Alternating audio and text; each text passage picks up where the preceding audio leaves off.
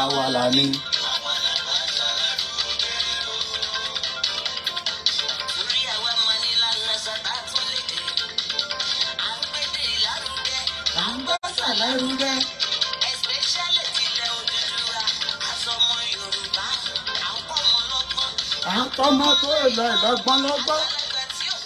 Ibẹ̀ láti máa kọ́.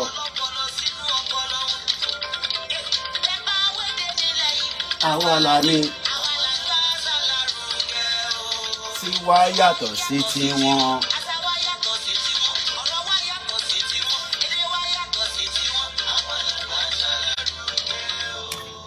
Tiwa yàtọ̀ sí tiwọn. Ẹ kọ́kọ́ wo àkọlé ètò yẹn. UK ni mo mọ̀ pé gives all kind of support. We are in inflation in United Kingdom. The cost of living is going very high. The cost of surviving in UK is also going extremely high. But one thing is, the government in United Kingdom is making as much of possibility that nobody goes without being taken care of. So the topic I'm treating this morning,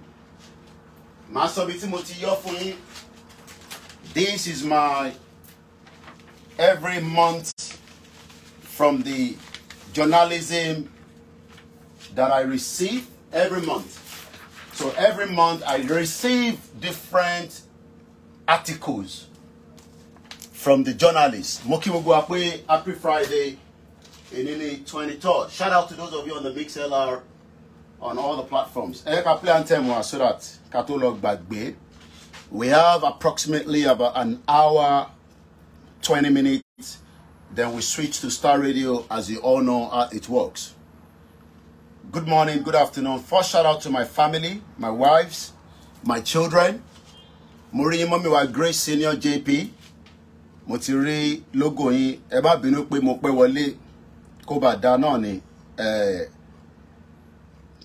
ta ló máa support láàárọ̀ ẹ̀wọ̀n pówó lecture a máa gbà láàárọ̀ $10 ni minimum of $10 back end team ẹ bá fi details síta káwọn alálùbáríkà people kó lè sanwó lecture room láàárọ̀ ẹ ti wà nínú lecture so tó bá ti dé láàárọ̀ wàá jókòó èmi náà máa sáré ṣe tí mi nísìn wàá farabalẹ̀ wàá gbọ́ nǹkan tá bá ń sọ ẹ káàárọ̀ mọ́mí wa Grace Senior JP mo kí á gbogbo ẹ̀yin GR1 mo kí gbogbo òòṣà ìmọ́lẹ̀ Yorùbá a sọ̀rọ̀ throughout lánàá àlàáfíà ni bàbá wa kò séwu mo kí gbogbo ẹ̀yin tẹ́ wà ní Morocco Egypt mo kí gbogbo ẹ̀yin tẹ́ wà ní England mo kí ẹ̀yin tẹ́ ń gbéra fún Scotland lọ́la protest máa wáyé ní Scotland but resources tá a bá ní a lè lò tó bá yẹ pé mo ní enough resources ó yẹ kí èmi náà ti wà ní Scotland nísìn kí lè show yín ní in tó fẹ́ ṣẹlẹ̀ ńbẹ̀ lọ́la but ọ̀pọ̀lọpọ̀ mọ̀ pé resources ló ń pè ní media so our team wa náà they will be moving later on ó ní event kan tó máa jáde lọ́la tó máa project fún wa àwọn oríṣiríṣi tó bá ti bá nǹkan tí à ń sọ pé nǹkan tiwa tá bá ti wà aware of it tá bá gbé yẹ̀wò tó bá wọ̀tẹ̀ màá ní káwọn ọmọ wa kọ́ lọ record ẹ̀ so lọ́la lágbára Elédùmarè àwọn Koiki Media team máa broadcast láti ibì kan lórí nǹkan tí à ń pè ní heritage wa so lágbára Ọlọ́run but for now kọ́lọ̀ foríjì gbogbo òkú tó ń kú àtàwọn tó kú lórí submersible mo sọ̀rọ̀ nípa Titanic lánàá but let's first listen to the anthem first ká tó máa gbéra síwájú mo kí gbogbo ẹ̀dẹ̀ tí ń wọlé. If this platform is not for you, o ní láti jókòó, má waste, má burn energy ẹ. Kò sí point. Ibi báyìí la ti ń kọ́ ẹ̀yin tẹ́ fi gbọ́n. Iṣẹ́ wà.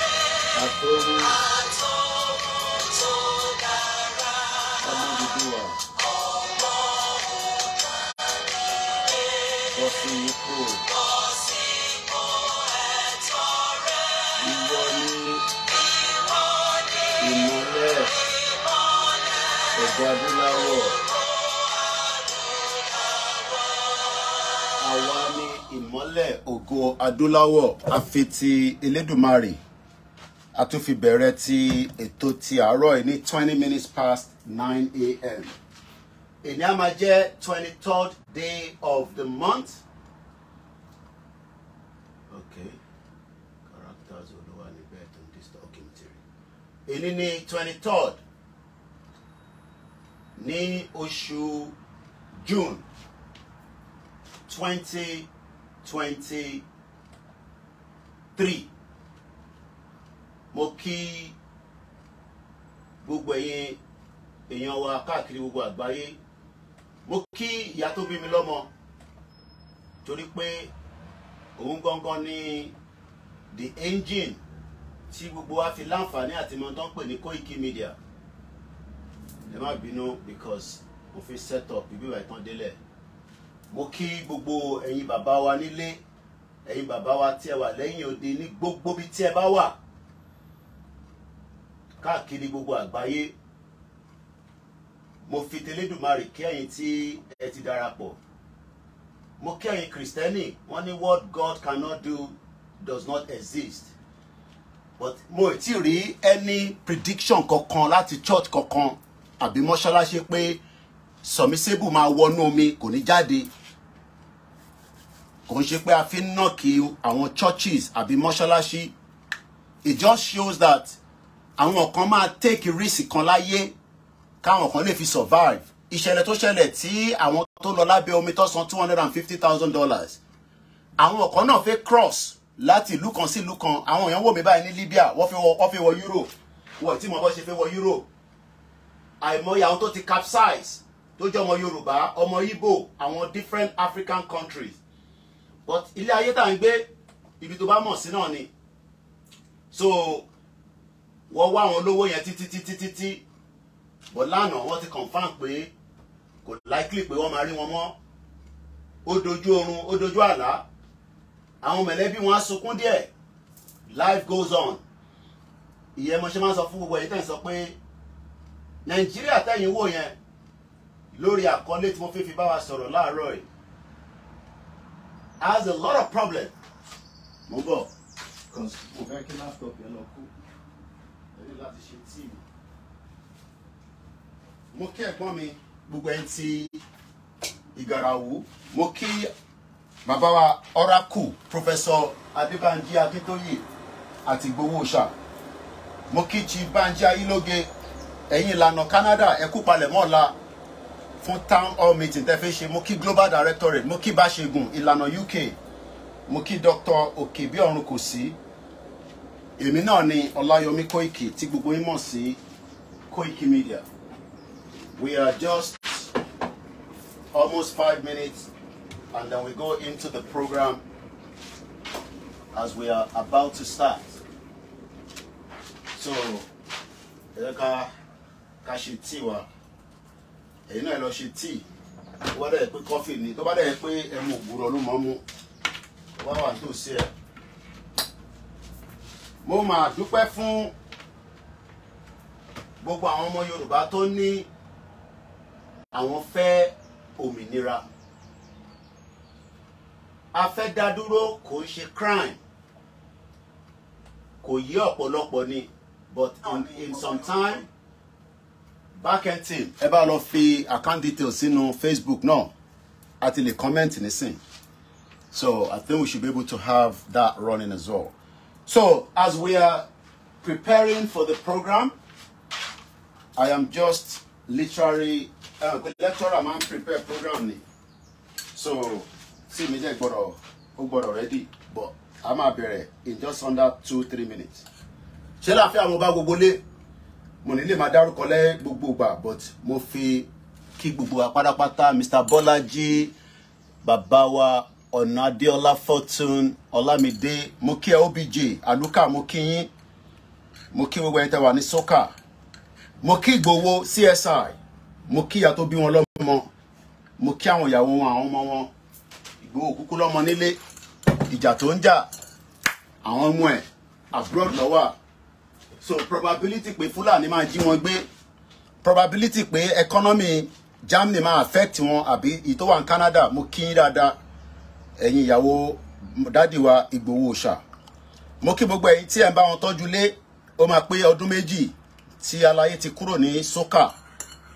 Ó kúrò ní soccer, wọ́n tún pè ṣé ẹ ní governor ni tẹ́ fi ń pe Ìgbòho, ṣé ẹ ní governor níbo ni Ṣèyí Mákindé wà? Gbogbo ẹ̀yin tẹ́ ní kí Ìgbòho máa bọ̀ kó wá ràn yín lọ́wọ́, ṣé mọ̀ pé Mákindé ni governor yín, ẹ jẹ́ lọ pe Mákindé kẹ́ fi Ìgbòho sílẹ̀. Ẹ lè dárín èmi àti Ìgbòho rú bẹ́ẹ̀ bá gbìyànjú kò ní ṣiṣẹ́, torí pé inú kan lájọ́ ń lò síra wa. Mo kí gbogbo alẹ́ nǹkan sí bàbá Ibrahim Akanji, mo kí yín tí ẹ ti débẹ̀ nísìn. So now torí àsìkò mo dẹ̀ sọ pé láràárọ̀ broadcast àárọ̀ yẹn kò ní ju 1 hour 30 minutes lọ. So 1 hour 30 minutes yẹn ó dẹ̀ máa cost yín ní $30 àbí £30. So ẹ máa mọ bẹ́ẹ̀ ṣe máa bá a pín. So 1 hour 30 minutes yẹn ó dẹ̀ máa cost yín. Ẹ máa pẹ́ Koiki kí ló wá le tó yìí bẹ́ẹ̀ ni. Mo kí ọmọ Bọ́lájí, mo kí ẹ̀yin ti Dubai. Now mo receive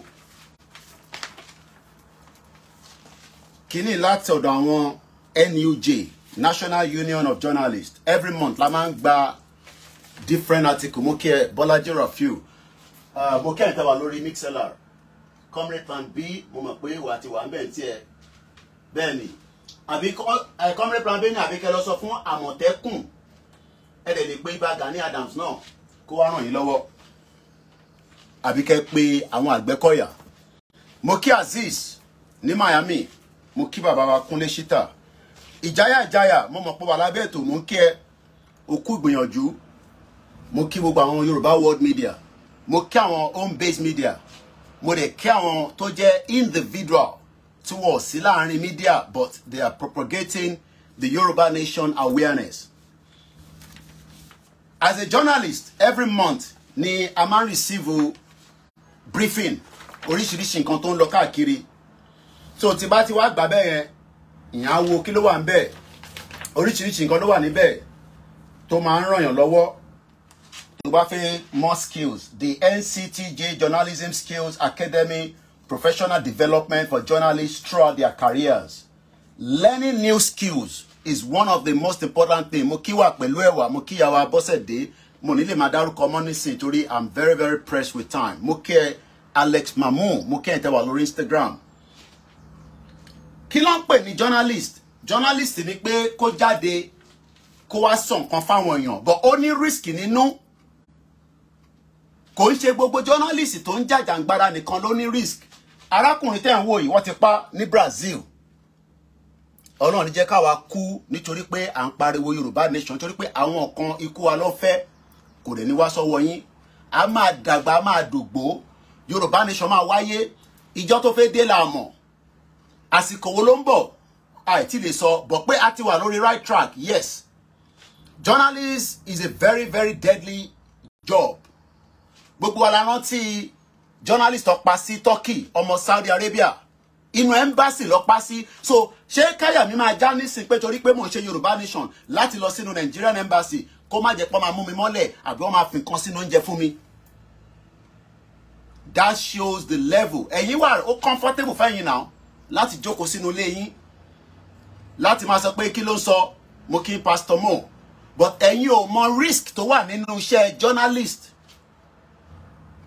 journalist kan tẹ̀lé wọn lọ sábẹ́ omi kò ṣàwọn ilé tó lọ rí o bọ̀bọ́ kan náà ti tẹ̀lé wọn lọ rí ó ní kinní yẹn náà ó há sábẹ́ omi yẹn ó náà ń rò pé yéè ìjẹ́ bíbá ẹ̀kọ́ ni kàrí àwọn máa tán sí bọ̀bọ́ yẹn máa ń take risk oríṣiríṣi kò síbi tó ì tí lọ lágbàáyé volcano ni this ni that ni so it is very easy when somebody is just seeing us on the camera but our moment bá ti kúrò kódà nínú ilé mi gan ó ní risk nínú ká má ti sọ pé èèyàn bọ́ sójú títì because in time fight fún yìí in tó ní agbára gan ni but táwọn èèyàn bá ti lè ní understanding ẹ̀ pé in time jà fún yìí kò ní kankan ṣe pẹ̀lú pé ká bára wa jà in the sense of pé in tó máa ní impact faraàlú ni so arákùnrin tẹ́ ń wò yìí wọ́n ní justice for Dom kí ló ṣẹlẹ̀ sí as if to mark the first anniversary ó ti pé ọdún kan tó kú Brazil ló kú sí wọ́n pa ni nítorí pé ó ń béèrè ẹ̀tọ́ fáwọn indigenous kan ní Amazon gbogbo ilẹ̀ mọ́ Amazon forest just like baby náà ṣe ń béèrè fẹ́tọ̀ ẹ̀mẹ́ come back to Nigeria ṣé kẹ́ bá lè mú mi mọ́lẹ̀ lẹ́ṣẹ́ ní ká wá sí Nigeria ìlú òṣì ẹ kọ́kọ́ lọ rántí pé in tí mo fẹ́ fi bá yín sọ̀rọ̀ láàárọ̀ yìí ó ní ṣe pẹ̀lú crisis àwa náà ti wà nínú crisis but àwọn journalists ni wọ́n sọ fún mi pé gbogbo ẹni tó bá wà nínú crisis how to get cash ìyẹn ni mo fẹ́ sọ̀rọ̀ lé lórí bó ṣe lè gbọ́ owó tó máa fi ràn ẹ́ lọ́rùn títí tí ó tún máa fi stable padà ǹjẹ́ Nigerian government provide that same thing so ní understanding pé ìtàgbédání it is the most vital at this particular time in the history of Yoruba people kò dẹ́ ṣe mi nìkan bẹ́ẹ̀ títí kan gbogbo àwọn tó wà nílé Ọmọlúkà ni Masbie ni Ìbíyẹmí ni ìyàwó ọmọ Ọbásanjọ́ ni Lady K ni gbogbo wọn everybody wọn náà kí bàbá Gbàgede mọ̀ yẹn tẹ̀tí wà ní Mẹ́kà ó ti lọ sọ kò sáṣẹ̀ ta ní kọ́nà bá aṣọ padà wálé àti gbogbo wọn bẹ́ẹ̀ lọ àtẹ́ntà dárúkọ ní time láti dárúkọ everybody but mo ti kó gbogbo wọn papọ̀ ibi tí mo fẹ́ lọ gangan kọ́ lélẹ̀ mo kàn fẹ́ kẹ́ ní understanding arákùnrin yìí as if to mark the first anniversary of the killing of a London freelance tó jẹ́ pé ibi báyìí ló ti ń ṣiṣẹ́ but ọmọ Brazil ni Brazil ló pa sí bẹ́ẹ̀ náà ṣe sọ pé Koiki come back home kẹ́ lè bá mú mi mọ́lẹ̀ ní ilẹ̀ ṣe ní kí n wá sílé and I'm not coming back to Nigeria I don't have anything to mo ní any relationship kankan pẹ̀lú Nigeria the relationship me for now is outside Nigeria gbogbo tí bá fẹ́ ṣe láti inú Nigeria màá rán wọn mo fẹ́ ránṣọ ni màá rán wọn mo fẹ́ gàrí ni màá rán wọn tí bá fẹ́ send nǹkan màá send it but I'm not coming back home because ó wà deadly fún èmi ní láti sọ fún mi ìyẹn kankan ní láti sọ fún mi èmi mọ̀ yẹn nítorí pé ń wá bẹ ṣe máa take wa out ká má bàa lè sọ̀rọ̀ mọ́ fáwọn èèyàn kí ló ṣẹlẹ̀ sí is based in London a freelance bẹ́ẹ̀ mi náà ṣe jẹ́ freelance ni mí I'm not under any body kankan pé mo wà lábẹ́ sky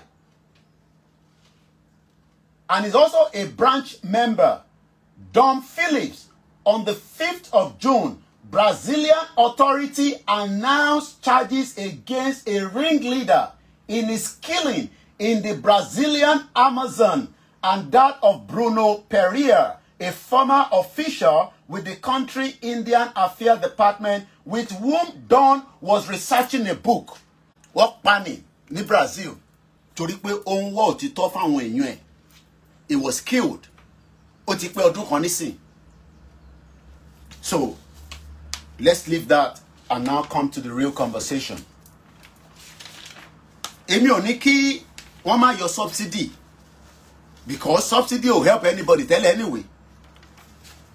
So ibi tí mo ti fẹ́ ká ọ̀rọ̀ jáde láàárọ̀ yìí sórí pé wọ́n kọ síbẹ̀ freelance okay so our journalists oríṣiríṣi and this is for the month of June and July so inú ẹ̀ ló máa send oríṣiríṣi wàá wá farabalẹ̀ wàá kà different things for different individuals but èyí tí wọ́n mọ̀ pé ó ń ṣẹlẹ̀ sí gbogbo èèyàn ní UK òun ni crisis UK is in a lot of mess inflation àárọ̀ ẹ̀ nísìn àwọn chancellor ti bá àwọn mortgage lenders àwọn ò ní mortgage but àwọn tó ní mortgage price wọn máa lọ sókè díẹ̀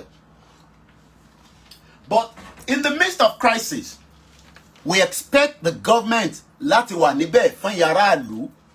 Ìyàtọ̀ tó wà nínú Nàìjíríà àti ibi báyìí nìyẹn. So I'm going to go through some of intokosibibai láti fi ran àwọn èèyàn lọ́wọ́. Bẹ́ẹ̀ni, Khashoggi was killed in Turkey inside the Saudi Arabia embassy. Wọ́n pa wọ́n kún. Wọ́n dẹ̀ wọṣọ ẹ̀ jáde láti pretend. So Bokima to divert too much to the time. How to get cash? Báwo ló ṣe lè gba owó in crisis? Kò ń ṣe owó jìbìtì, kò ń ṣe owó olè. How do you get cash? Tó bá sọ pé cash, owó ló ń jẹ́ bẹ́ẹ̀. In help, cash help in a crisis. Because UK is going through a lot at the moment. So let me read some of that quickly because ó pọ̀ díẹ̀. And I want you to take note. So, bí ṣe ń ka kíní yẹn, ìwọ náà máa rò lọ́kàn ẹ pé gbogbo bí mi ṣe bẹ́ẹ̀ kà báyìí. Bèrè lọ́wọ́ ara ẹ pé iṣẹ́ wo gan ni Nigerian government fẹ́ ṣe láti fi ràn yín lọ́wọ́ in the crisis because ẹ̀yin wà ní crisis. Bí UK ṣe wà ní crisis, ẹ̀yin náà wà ní crisis. Náírà láàárọ̀ yìí, mo ti check tààrọ̀ ìbọ̀dọ̀ à ń pé tànà 985 naira to £1. Àìtí dé end of June. 985. Ó dà kí mo ní £1 fún gbà láàárọ̀ àmọ́ àwọn tó ọmọ mi ó fi síbẹ̀. Bí a máa lọ ná tèmi jàre. Tó bá dẹ̀ dé kọ́ máa béèrè ta ló lówó, ta ìbò lówó wọn wà. Owó tó ń wo ó dà pé mo tẹ̀ rọ́ mọ́ Oòduà máa ń fi 1,000 naira ṣeré ní gbogbo ìgbà. Ìbò ló wá fi sí báyìí. Nígbà tí wọ́n bá dẹ̀ ní ìdí kìíní yẹn.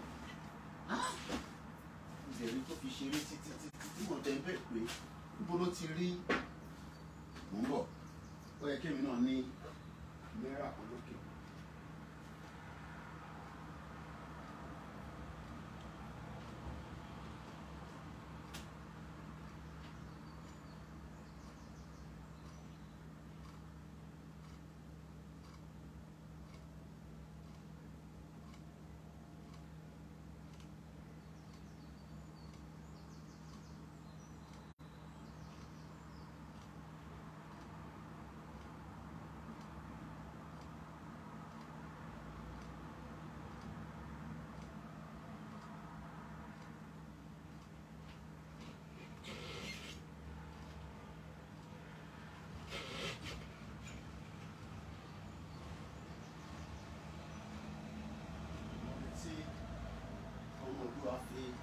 Tó bá dé màá ní kó bá mi wá jáde so that màá ní màá fi ṣe presentation 500 naira lélẹ̀ okay so méjì eléyìí òun ló máa fún mi ní £1 ní £1 ló ń wò lọ́wọ́ mi sórí that's £1 can you see it £1 sórí £1 yìí jẹ́ nsọ́n tí mo rà lánàá fún ẹ mo lọ sí store lánàá kódà mo wá ro kíní yẹn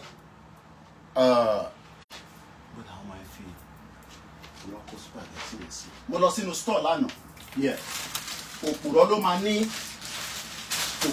ní kíní kan ló ń ṣòwò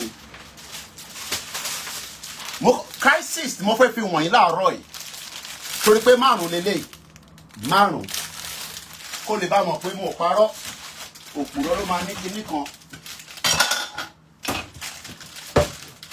Kí ló ń wò yìí so nínú márùn yẹn a ṣe ẹyọ kan lánàá inú ẹ̀ lèmi jẹ inú ẹ̀ lọmọ Oòduà jẹ àwọn ọmọ Oòduà méjì àtàgbàlagbà kan pẹ̀lú omi ọbẹ̀ tí ìyá wọn ti sè sori pé àti fọ pọ́ọ̀tì yẹn ṣé òun rí ṣé ojú ń dùn ẹ̀ ṣé ó rí tẹ bá ti rẹ sọ pé yẹ ẹ ṣáà rí spaghetti lélẹ̀ màá wá sọ èlò ló cost mi tígbà tí mo bọ́ta kódà èyí ta nílé wọ ọ̀tẹ̀ ṣetán inú bẹ̀ la máa ń kó sí sórí so èyí ta ṣe lánàá a ṣe odindi kan tán èmi lèmi jẹ́ the last one nínú pọ́ọ̀tì yìí pẹ̀lú bọ̀kọ̀tọ̀ àtomi ọbẹ̀ mo dẹ̀ mo mi lé lórí òun ni mo fi ṣe kentos abẹ̀bí kò ní bàjẹ́ fún ẹ lọ́lá ọlásùnkàn mi mo kí yín ẹ ṣe gan-an ti Manchester mo fẹ́ dé tọ́ yín tán ó kù díẹ̀ ní má wọ́rì a lè ṣe ẹyọ kan tán lánàá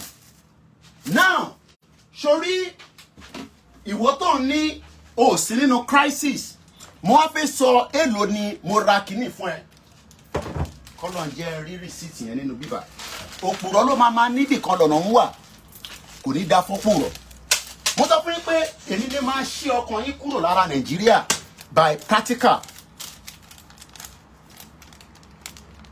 Lidu ni mo ti ra kíní lánàá mo fi sọ Lidu àdúgbò yẹn but Lidu ẹ̀rọ orúkọ Lidu lélẹ̀ LIDL Lidu ni mo ti rà Bishop Adesina mo kí yín Lidu now èló ni kíní cost mi òun ni 1 2 3 4 èló ìwọ tó wà nlé èló ló rò pé cost mi láti rárá kíní 5 ni mo rà èló ló rò pé mo rà ní tá bá dá padà sówó Nàìjíríà jẹ́ má jẹ́ kí brain ẹ kó burst ṣó mọ̀ pé iye tí mo ra kíní is £1.40 £1 lélẹ̀ ní sùúrù 20p wà níbàyí ó dà pé owó máa wà ní gbogbo ẹgbẹ́ ìkẹta mú ọ̀dá 20p. Now sórí £1.40 òun ni mo ra márùn ẹyọ kọ̀ọ̀kan ó cost mi ní 28 pence 28p ní ìṣirò ẹyọ kan 500 gram ló ń wò yìí ìwọ náà máa multiply ẹ̀ 500 gram òun ló ń wò yìí okay now márùn ìnísìn nínú ẹ̀ ni a ti jẹ lánàá but a jẹ ẹyọ kan tán èyí tó kù nínú ẹyọ kan tí a sè lánàá òun lélẹ̀ nínú odindi tààrà lánàá dó kékeré kan wà nínú ilé tí mo mọ̀ kọ́ máa add mọ́ but because nígbà tí wọ́n fẹ́ ṣe kinní yẹn lánàá wọ́n ní kò sí nílé mo wá bọ́ta mo lọ rà àná ni mo ra ilé mo ń bọ̀ 28p òun ni mo ra spaghetti tí ó jẹ́ 500 gram 28 pence èmi ò mọ etí yẹn jẹ́ ní Nàìjíríà now mo ń bọ̀ mo fẹ́ sọ date and time tí mo lọ rà lánàá ó ní mo wá sínú store yẹn ìtorí pé wọ́n fẹ́ jẹ́ kí Nàìjíríà wà automated ìlú wèrè mo lọ níbẹ̀ ní 17 ẹ̀mí pé mo lọ síbẹ̀ ní 17 minutes past 5 p.m. òun ni mo lọ bẹ́ẹ̀ lánàá ní àná 22nd of June 2023 sórí níbẹ̀ ṣó wá rí £1 yìí right tó bá fi 10p 20p 30p 40p ó fún mi ní márùn eléyìí now ṣó mọ exchange rate láàárọ̀ yìí now ẹ̀yin tẹ́ wà ní orí line èló ni £1.40 a ti mọ̀ pé 985 naira lẹ́yọkan eléyìí méjì eléyìí kò tí so gbogbo tí mo lọ rà lánàá nísìn tàbá ní ká mo lọ sí náírà kò tí wọ 1,500 naira mo kí n dáde wa Dennis gbogbo tí mo lọ rà lánàá wálé gbogbo kìíní tó ń wò yìí gbogbo kìíní tó ń wò yìí ṣé o lè lọ sí Balógun ṣé o lè lọ sí Mushin ṣé o lè lọ sí Ìkòròdú ṣé o lè lọ sí Mile 12 ìwọ tó wà ní Kwara ìwọ tó wà ní Ondo ìwọ tó wà ní Ogun State ìwọ tó wà ní Ọ̀yọ́ ìwọ tó wà ní Èkìtì Kogi àti Lagos State ṣé o lè lọ sí any market kó lọ ra spaghetti tó jẹ́ 500 gram for 1,600 naira àbí kó lọ sí Òyìnbó. Are you getting what we are saying now? Ṣé breakdown yẹn tún ó ń yí ẹ Tony ages mo kí yẹn gbọ́n mi márùn eléyìí ni mo lọ rà lánàá 5 of these ó máa last wa at least nothing less than torí kò ń ṣe òun nìkan là ń jẹ ní gbogbo ìgbà ẹ̀gbọ́n mi Yẹmí ẹ ṣé gan ni mo kí gbogbo ẹ̀yin tí Agarawu ẹ̀yin tí Lagos Island Alaba mo kí ẹ so ẹ jẹ́ àfihàn sílẹ̀ torí àsìkò àwọn ẹgbẹ́ member journalist ni wọ́n sọ fún mi nísìn pé tó bá need the help how to get cash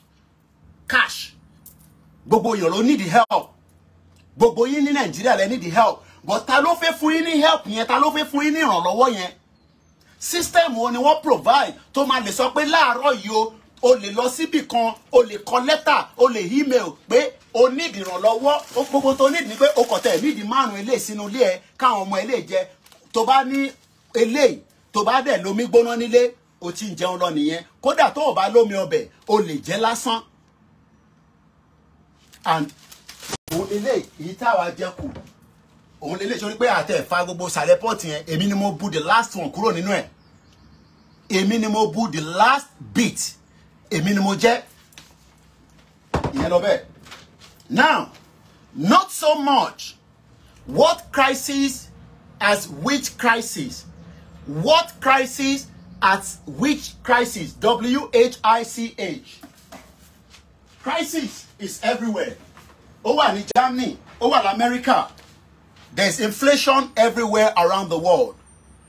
First there was a COVID, then it was energy prices hot on its heels came ramping is the food inflation oúnjẹ tí wọ́n tó bá mú owó kékeré lọ sí ọjà ó lè rí nǹkan kan rà bọ̀ mọ́ lọ́dọ̀ tiwa náà every day the prices continue to every day. Ó lọ bẹ́ẹ̀ ó ní and for some they are rising interest rate for the mortgage borrowers àwọn tó ní mortgage. Now ó wá ní here then is a summary of a potential sources tó bá ní sources oríṣiríṣi nìyẹn máa ń ní as an intelligent journalist ẹlòmíà fún ẹni information fake ni sources were very very important but source wo lẹ́yìn ń lò láti fẹ́ fi gbára yín kúrò lọ́wọ́ Nàìjíríà ní kò support Yorùbá nation forget it ṣebí Bọ́lá Tinubu lẹ́ ń support APC okay source wo ló fẹ́ lò láàárọ̀ yìí tẹ́bí bá ń pa ìwọ àti àwọn family ẹ̀ source wo ló fẹ́ lò torí pé èmi nísìn èmi ò tẹ̀ tí lo source tó ní ká lọ lò yìí at least ṣó mọ̀ pé mo tún lè lọ ra another 5 kìíní torí pé mo sì ti ní £1.40 lọ́wọ́ £1.40 lélẹ̀ so tó bá tún mi láàárọ̀ yìí mo tún lè work out kí n tún lọ ra another 5 ká tọ́jú ẹ̀ pamọ́ sílé. This is equivalent to because £1 is 985 so kò tẹ̀ tó 1,005 tí mo sọ yẹn a máa sọ pé bí approximately about 1,200 naira ní spaghetti márùn-ún tàbá ní ká mú wá sí fraction owó Nàìjíríà because 985 naira òun ni owó láàárọ̀ yìí so tí bá ní mo ná £1.40 láti fi ra kíní márùn-ún ìbéèrè tí wọ́n kọ́kọ́ máa bèrè ni pé owó tí wọ́n kọ́kọ́ fẹ́ fi rà yẹn báwo ló ṣe fẹ́ rí support yẹn because a lot of you are not working níṣẹ́ lọ́wọ́ so you wake up every day in the midst of crisis àwa náà ní crisis now wọ́n wá bẹ̀rẹ̀ sí fún wa ní breakdown ọ̀nà tí a lè gbà gẹ́gẹ́ bí tó lè tọ̀ tó bá jẹ́ pé o need help bí ẹni tó ń gbé ní bíbáyìí ni o kò ń ṣe ẹni tó ń gbé Nàìjíríà o ẹ̀yin tẹ́ ń gbé ní bíbáyìí náà kò ń ṣe dandan ní pé kẹ́ jẹ́ journalist ẹ̀yin tẹ́ bá ń gbé ní UK ẹ farabalẹ̀ ìwọ náà lè lọ táàpù kankan nínú ẹ̀. Here then is a summary of a potential sources of government support. Government support. It is the responsibility of ìjọba yín láti máa support yín. It is the responsibility of the government of Nigeria to support you. It is not the responsibility of the diaspora. Àfi diaspora tó bá ń wù lọ́kàn. You have a government. A government has a budget. That budget must be able to be used to fund you guys at home. But for the last 23 years of the failed Amalanekara àti Gbẹ̀gìrì àti Ewédú politics in Nigeria, your government have not been able to support you up to today. It's because government here is as useless as tissue paper. Here is a summary of the potential sources. What fi lẹ́yìn SOURCES Sarah Oscar Uniform Romeo Charlie Echo Sarah of government support still available ó sì wà available for freelancers freelancers, àwọn tó ń ṣiṣẹ́ tó yẹ pé kò ń ṣe pé èèyàn kan employ mi nísìn, for freelancers whose income is affected by the poly crisis.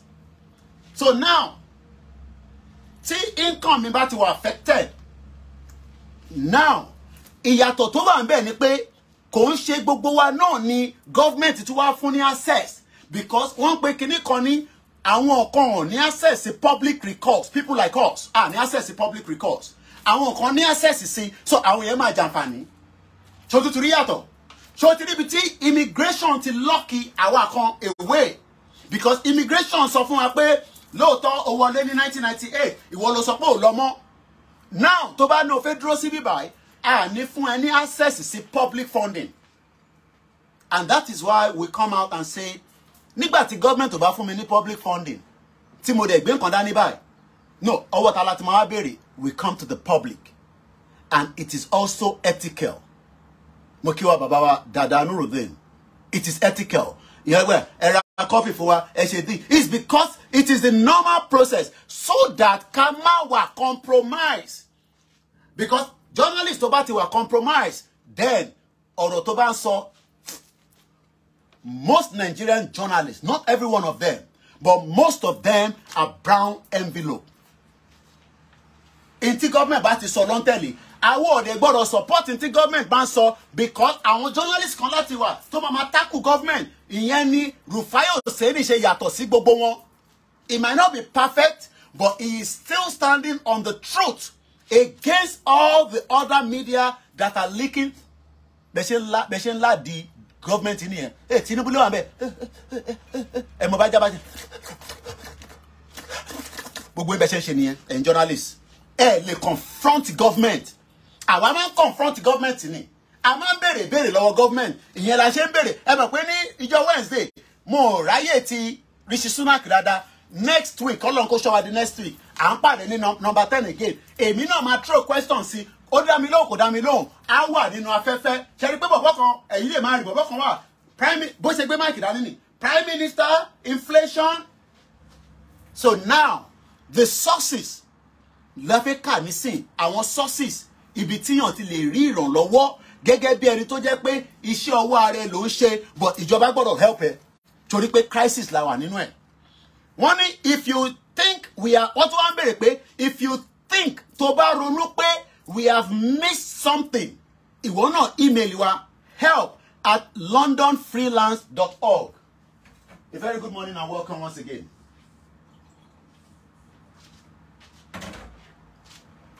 Number 1, household support fund. Official number 1. Working, like I said, láti máa dárúkọ lẹ́ẹ̀kọ̀ọ̀kan. Timing is very, very important. A máa gbé tó ìwálẹ̀ maximum by 10:30. So ẹ má bínú pé a lè máa dárúkọ everybody, but gbogbo iná ni mo rí tẹ̀ ń kí mi, èmi náà ń kí yín. Wọ́n pè kíní kan ní household support fund. Kí ló ń pè ní household? Ilé tó ń gbé, o need the support. Ẹlòmíì ò ní £1 yìí náà nínú UK. So ẹni tó ní £1 yẹn, báwo ló ṣe fẹ́ ra spaghetti márùn-ún? Ibi tó ti máa ní ìdíjọba nìyẹn. Ibi tó ti máa ní the government yẹn pé nínú ilé yìí àwọn ọmọ wà lọ́wọ́ mi, ebi ń pa mí, ẹ má jẹ́ ń kú, government ànóyá wá jẹ́ ká assess wá bẹ̀rẹ̀ sí assess according to olúkálukú. Ẹni tó lówó nísìn àfihàn tó lọ sí abẹ́ omi, ṣé government máa assess irú yàn bẹ́yẹn? Òun gan ló máa fún government lówó nítorí pé ó dá iléeṣẹ́ sílẹ̀ kọ́lọ̀ fọ̀run kẹ. Àìmọye àwọn tó ti kú ní Nàìjíríà tí news àgbáyé ò sọ nípa ẹ̀. Àìmọye àwọn tó kú nínú omi tó fẹ́ cross wọ Cyprus tí news àgbáyé ò sọ níbẹ̀. Ìyẹn la ṣe ń sọ pé Yorùbá nation òun nìkan ló lè fún wa nírú ìjọba tí o máa lọ máa bá government wo ló fẹ́ bá sọ̀rọ̀ nípa household. Ìwọ tó ń gbélé face me I face you, ó tẹ̀ lè rówó lé san. Just face me I face you. So household support fund, this funding is managed by the local authorities and has been extended again. Ó ti wà in existence. What it was extended títí di March 31st next year, UK. Bó ṣe jẹ́ pé wọ́n ní impact pẹ̀lú nǹkan tó ń ṣẹlẹ̀ ní other side. Nínú ilé, they are trying. Mo lè argue ẹ̀. Mo lè disagree pẹ̀lú wọn pẹ̀lú nǹkan tó ń ṣe níta. in terms of àwọn ìgbésẹ̀ tó ń gbé. But nínú ilé, no. Ọ̀gá ni wọ́n. Ọ̀gá ni Yamuda. Owó tó ń fund síta ní medical, ní support. Oh my Lord. Now tó ní disability challenges. No, ọ̀gá ni Yamuda ni fún UK. I am not saying that the government is perfect, but ọ̀gá ni Yamuda. Ọ̀gá ni Yamuda. The money is managed by the council themselves, each setting its own condition. So you will need to consult. Most of you pay, dialogue, consult, bá government negotiate. Monton pe ni consult. Kò kí bá la ṣe fẹ́ gba Yorùbá nation, consult, negotiate. Lè ní agbára tó government. Kò sílùú kankan tó fẹ́ gba rẹ̀ sílẹ̀ tó máa lágbára tó ìlú yẹn. Torí ìlú yẹn tí exist tẹ́lẹ̀. Yàtọ̀ sí Western Sahara, àwọn tí ní government tí wọn, so wọ́n ti ra ìbọn, wọ́n ti build the military tí wọn náà. So wọ́n bá Morocco jà ní gbogbo gbà, but only 20% of their territory nìkan ló ń control. But wọ́n ní owó díẹ̀ tó fi equip ara wọn. Àwọn náà ra ìbọn, wọ́n ra ammunition, wọ́n ra mo bí wọ́n ní fighter jet. So tí Morocco bá gbéjà wá, wọ́n máa gbéjà lọ bá wọn. Àwọn ò tí dé capacity yẹn, but táwọn kan máa ní bọ̀ tó pé wọ́n máa jà. Ìjà tá fẹ́ jà yẹn, ẹ̀yin ò ní làákàyè ibi tó ṣe fẹ́ wá ní. Tá bá wà lójú títì, wọ́n pè àwọn ìjà kan ní ìjà woro sí woro. O lè bá government ìjà ní conventional, wọ́n máa pa gbogbo yín dànù ni. Ìyẹn ni IRA ṣe beat UK nítorí pé wọ́n bá UK government ìjà ní IRA to fighting the British government.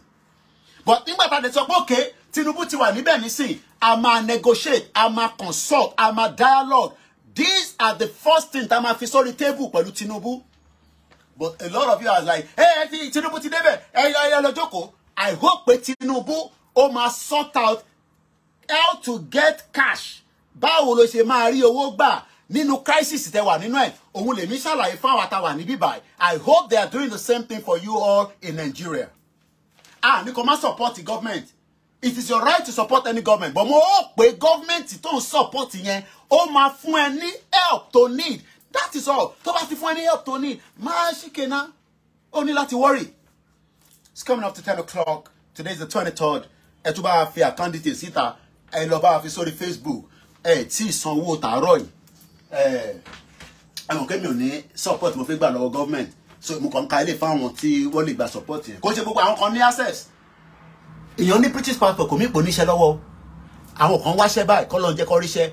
Daddy wa kan send message sí mi. Ìyàwó wọn ṣe dé ní owó tán náà wọn ná. Wọ́n tún wá ń bínú pé Koiki àwọn orin kankan send sí mi. Nígbà tá ti kúrò ní UK. Kò sígbà tẹ́ fi ránṣẹ́ tí kò ní wúlò. Let's move swiftly. Wọ́n pe kíní yẹn ní household support fund.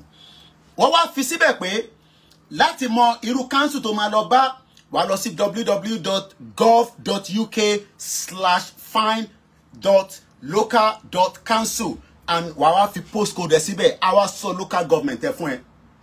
The rules and terminology can vary between local authorities. 774 local government in Nigeria, none of them are functioning. Is as fraud as nothing. Because one autonomy. Inti governor Ibaso, Lomashe, they are not on their own. How can you buy stars for you on YouTube? Sorry, Kofi, Kofi, what is your monetization on YouTube? So the monetization more for the last 3 months now going to 4 months. But if you want to help, send us in Naira, send us a UK account. PayPal, Musa Kalam 1@yahoo.com. Only support reseller. If not, Kofi is another way. In about to go buy. I send it. By me, I don't know my collect owó yẹn fún wa ni. Tó bá di bí every 2 weeks, I send it see me. But at least tó bá wà níbẹ̀, I want for you èmi náà lówó díẹ̀ ńbẹ̀. So that I live run bills wa. One video méjì kan tí mo ṣe ní 3 months ago, federal government ní kó take it down. So there's another help with energy bill. Iná ni mo tàn lẹ́yìn nísìn. It's called energy.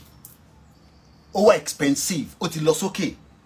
So wọ́n pè kíní kan ní energy bills. Ibo ni wọ́n ti fẹ́ rí government tó máa fún ẹ ní energy bill support. A lot of you nísìn electricity yín okay ẹ lè fi sí Naira account. you know, àwọn ọmọ tó tẹ̀ ń travel lé ní nísìn àlẹ́ send owó sí wọn dó mo ní náírà kékeré kan bẹ́ẹ̀ tẹ́lẹ̀ ọ̀ṣà ní dé motor park kọ́ wa sọ pé ọ̀gá wa ní ká máa lọ báyìí pé kẹgbẹ́ wa it doesn't work àdẹ̀ ní mọ́tò táwọn ọmọ ẹ̀ fi operate so local transport on load kọ́ lọ́ máa fi ṣú ẹ̀ṣọ́ wọn bọ́ ṣe ń lọ tó ń bọ̀ it's not easy kọ́ Nàìjíríà mọ̀ sí mi sọ fún mi nígbà tí mo lọ sọ́dọ̀ wọn ní láàrin ọ̀sẹ̀ yìí pé èèyàn kan kú motor accident ní Nàìjíríà èmi náà lose èèyàn kan ní January 2nd ní Nàìjíríà lẹ́kọ̀ọ́ motor accident so there is help with energy bills energy iná la tán lẹ̀ energy ni iná ni mo fi plug gbogbo kìíní àtẹ plug àwọn eléyìí but at least iná lè lè ta tàn so the government has capped on the energy prices ó máa end ní 1st of July gbogbo àwọn grandma wa máa understand nǹkan tí mo sọ wọ́n sọ̀rọ̀ pé 40 pound ní government fi support wọn UK ìbà fún wọn ìbà fún UK government tọ́ba náà máa san 40 pound yẹn wọ́n san lọ ní tọ́ba tún náà máa kápẹ̀ pé wọ́n ní sánmọ́ wọ́n ní túnú automated ní gbogbo tí Nàìjíríà ò fẹ́ ṣe automated ìyẹn ló ṣe ń fraud yín because if everything is automated time tí mo lọ sí store lánàá nísìn tí bá padà lọ sí store yẹn nísìn tí bá ní mo wá sínú store yìí mo ra spaghetti ó ní problem àkílódé má má jábọ́ kẹ àbẹ́ fojú ṣáni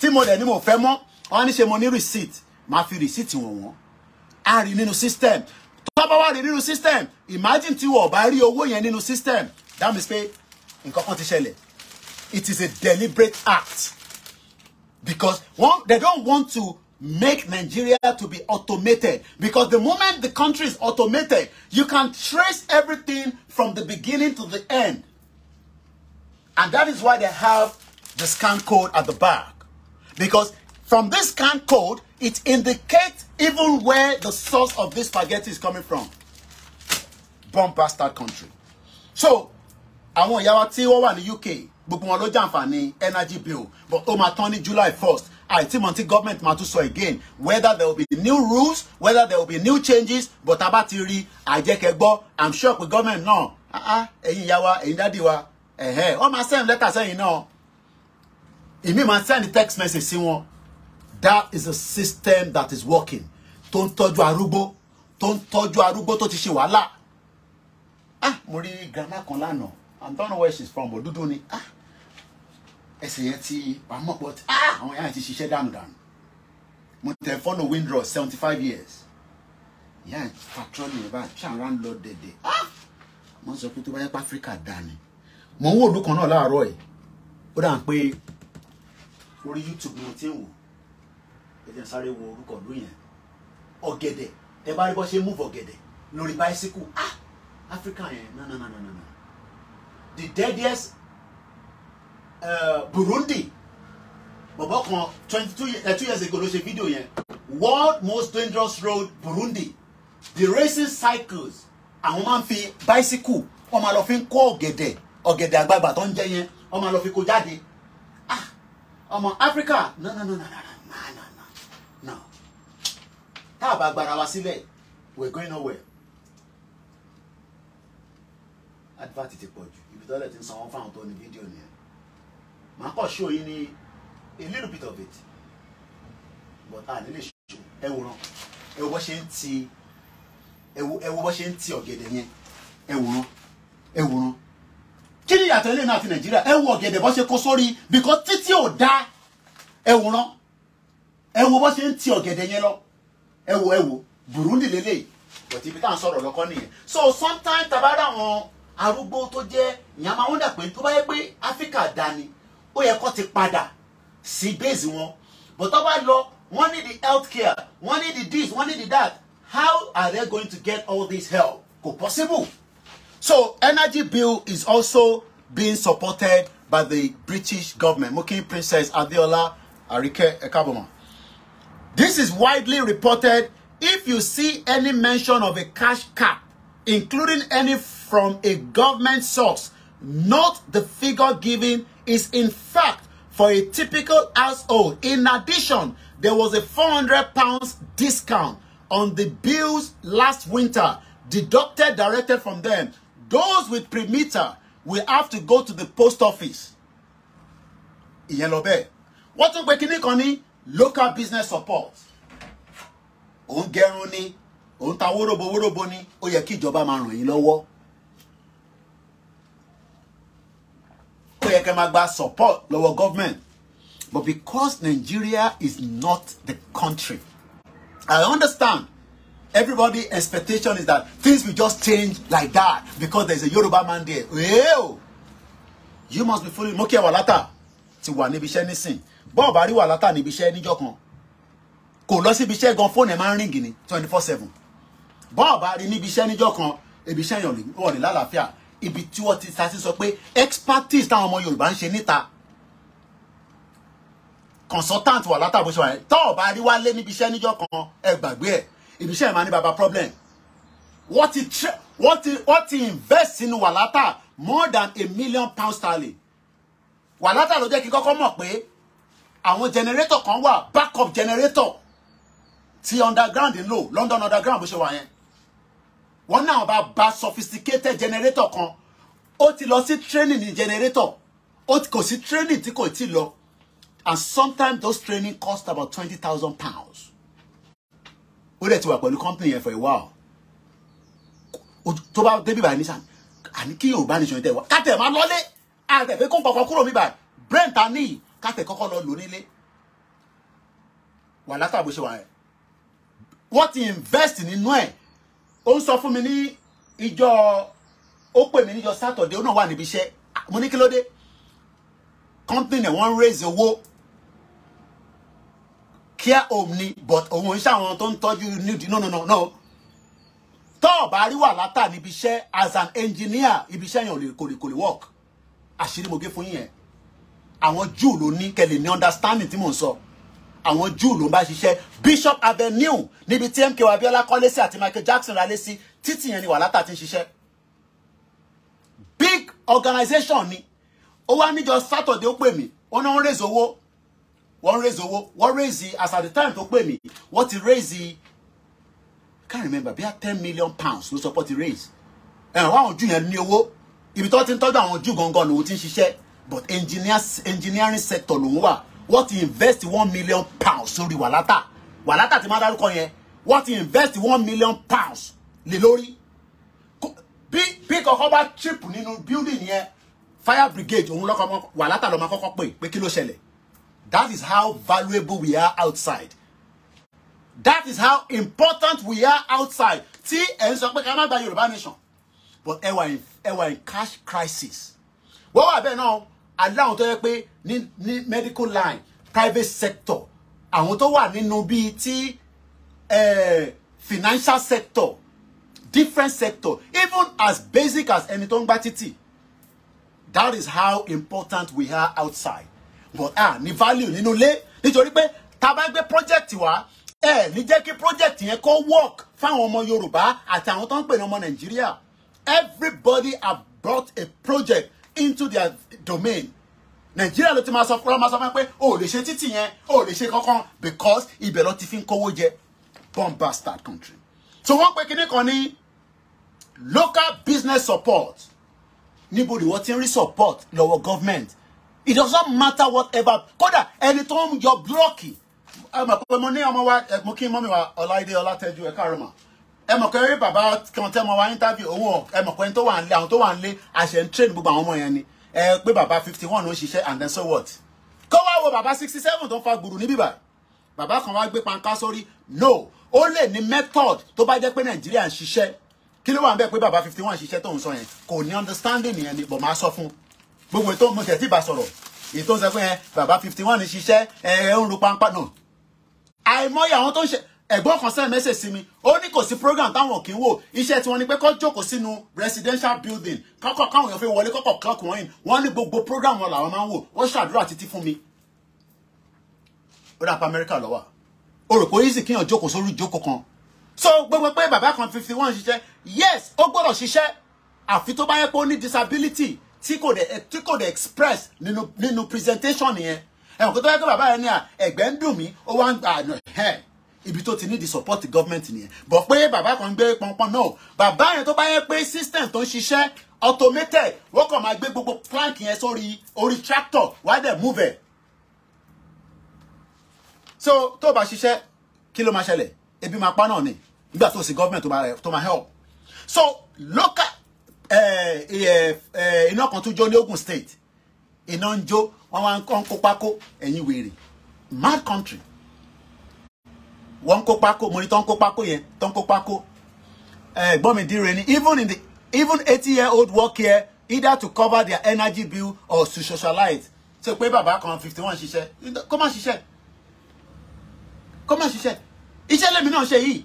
For every day I'm coming out iṣẹ́ kan ni mò ń ṣe ìyàtọ̀ kan ni pé èmi ò sí níta inú ilé mo wà ìgbà mi ẹ rí pé mo report láti ta ìyẹn ló ṣe ń pè ní freelance journalist. Nǹkan kan lè ṣẹlẹ̀ nísìnyí kí mídíò kan nǹkan kan ṣẹlẹ̀ ní side Finsbury Park information kan tẹ̀ mí lọ́wọ́ ni ìgbà inú àwẹ̀ ni bí i 4 years ago bí akátẹ̀ tó bẹ̀rẹ̀ Yorùbá Nation èmi ni the first journalist tó wà on the ground bí ṣe débẹ̀ báyìí ABC News ti Australia wọ́n try láti send message sí mi èèyàn kan tẹ́lẹ̀ pé Koiki wọ́n ń pè ẹ́ dá wọn lóhùn wọ́n ní the number wọ́n fẹ́ bẹ́ẹ̀ sọ̀rọ̀ ìyẹn làwọn èèyàn ṣe máa ń wá breaking news ló dùn jù breaking news ìwọ ló kọ́kọ́ breaking news yẹn wọ́n máa wọ ẹ káàkiri ni Two Network ẹ mọ̀ pé òru làwa wà ní London níjọ́ náà lọ́hùn Australia ti wà ní àárọ̀ so bí ṣe gbé story yẹn ó relate for terrorism none of ẹ mọ̀ pé gbogbo area yẹn wọ́n ṣe kọ́ wọn ni àwọn boys kan wà níbẹ̀ tó máa ń fẹ́ ṣe bí àwọn UK cut gbogbo wings wọn ni UK ò like anything terrorism wọ́n máa infiltrate yín ni èmi ni mo kọ́kọ́ débẹ̀ lóru yẹn bí around 1 o'clock lọ́rẹ́ mi kan ní Koiki dáhùn lówó fẹ́ bẹ́ẹ̀ sọ̀rọ̀ èmi ò tètè rí lọ́ní Mr. Koiki please we want to talk to you one comment can we call you do you have another number to call ìtọ́sẹ̀ sọ pé journalist máa struggle láti wá news ni but ẹ mọ̀ pé nísìn ẹ̀yin tẹ́lẹ̀ máa ń sọ ẹ máa wá sórí page wa Koiki ṣé Yorùbá Nation kò ní dá fún gbogbo yín mo tẹ̀ fi ṣe pé nǹkan láàárọ̀ ẹ máa wá sórí page ẹ máa ní ẹ pé Koiki ẹ ṣe eléyìí tún ní ṣe pẹ̀lú Yorùbá Nation mo ní mo kì í ṣe blogger kí etí ń dùn yín ni èmi ò ń ṣe blogger àwọn blogger kíní kan blogging èmi ò ń ṣe yẹn I am a journalist to the core ni mí iṣẹ́ tí mo kọ́ nìyẹn ẹ má máa wá sórí page mi kẹ́ máa sọ fún wa pé news kan torí mo sọ Yorùbá Nation nísìn ní sọ news mi rárá so Yorùbá Nation ni máa sọ born bastard mo kí Aziz so wọ́n pè kíní kan ní local support 10:15 local business support. Some local authorities may still be offering local support for your businesses. And as a freelance, you are of course a business. As a freelance, Baba mi Dennis ni, I worked in London up to the age of 69. You know, Baba kan ṣe 51 years old. Iṣẹ́ ṣe bẹ̀rẹ̀ ni, time tó yẹ kí wọ́n ṣiṣẹ́ gangan náà nìyẹn. Mọ̀mísí mi, èmi ti gbọ́ yẹn lẹ́tọ̀dọ̀ mọ̀mísí mi tipẹ́. Iṣẹ́ ló ń pààyàn. Iṣẹ́ ò kí ń pààyàn. Iṣẹ́ ò dáa. Ìyẹn ló mọ̀ sí wọn pé tó bá jáde rántí pé a máa lọ sọ́jà láàárọ̀ o. Gbogbo ibikíbi tó bá wà ní London, outside London, ó gbọ́dọ̀ gbé mi ní at 5 a.m. láàárọ̀ torí pé àwọn ọjà kan wà ìyẹn ti jìyà. Àwọn ọjà kan wà inú mọ́tò lèmi àti mọ̀ sí mi la máa jókòó sí. Àmọ́ máa dúró kọ́ sí market yẹn. Especially àwọn market mo dẹ̀ mọ̀ pé Vauxhall market ṣì ń ràn Wàlátà ló sọ fún mi ìjọ́ kan máa ṣeré lọ bẹ́ẹ̀ Wàlátà ní ká tẹ̀ ṣeré lọ ó náà fi lọ ra nǹkan kan níbẹ̀ àwọn tó wà ní gbogbo Vauxhall yẹn kò sí market náà tẹ̀ tí nípàdé mi àwọn market kan wà ẹ̀ máa tẹ́ ẹ̀ bá ti jẹ́ pé regular níbẹ̀ ẹ lọ queue ẹ wà lórí queue lórí mọ́tò Vauxhall market wà lára wọn Vauxhall market yẹn mo ná ọjà yẹn burúkú àwọn ará South East máa mọ tí mo sọ yẹn